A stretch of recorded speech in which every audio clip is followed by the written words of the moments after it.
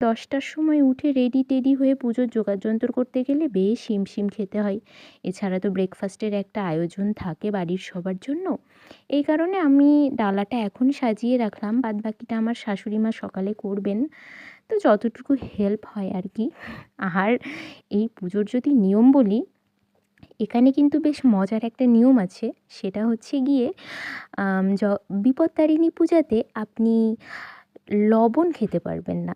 মানে বেসিক্যালি প্রত্যেকটা পুজোতেই তো উপোস পড়ে, আর উপোস মানেই হচ্ছে সংযম।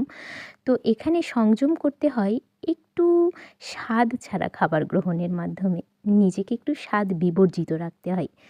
তো এইভাবেই বিপত্তারিণী পুজো করা হয়। আর বিপত্তারিণী পুজো করলে আমাদের হিন্দু ধর্মীয়দের বিশ্বাস হচ্ছে মা সব বিপদ দূর করে দেন। এটা মা দুর্গারই একটা রূপ।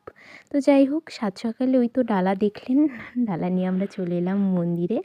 আর এই যে আমাদের বারোয়ারি যে মন্দির, সেই মন্দিরে মায়ের প্রতিমা। আর এখানে দেখতে পাচ্ছেন আমি খাতা কলম নিয়ে বসেছি। আসলে পুজোতে খাতা কলম নিয়ে বসার কারণ হচ্ছে, সবাই তো ডালা দেবেন আর ডালাটা বাড়িতে ফিরিয়েও নিয়ে যেতে হবে। অনেকেরই ডালা হারিয়ে যায়, এই কারণে ডালাতে নাম লিখে দেওয়া হচ্ছে। আর এই যে আমাদের মিষ্টি ময়না, আর সকালবেলায় আমি এইভাবে সেজেছিলাম। এই যে ফতুয়া টাইপের ব্লাউজটা দেখছেন, এটা কিন্তু হ্যান্ড পেইন্টেড। আর আমার গহনাগুলো ক্লে দিয়ে বানানো, যদিও এটা সেলফ মেড গহনা বলা যায়। তো দেখতে পাচ্ছেন অনেক লোক চলে এসেছে বিপত্তারিণী পুজোয় অংশগ্রহণ করতে।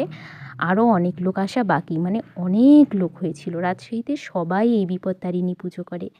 আর সাত সকালবেলায় সেজেগুজে মায়ের কাছে বসতে বেশ ভালোই লাগে। আমি যদিও টেনশনে ছিলাম যে 13 রকমের ফল না হয় পাওয়া গেল, 13 রকমের ফুল কি পাওয়া যাবে? কিন্তু সকালবেলায় ফুলের থালা দেখে আমি পুরো আশ্চর্য। 13 রকম না, বরং 13 রকমের চেয়ে অনেক বেশি ফুল পাওয়া গিয়েছে। আর এখানে আমাদের দিদা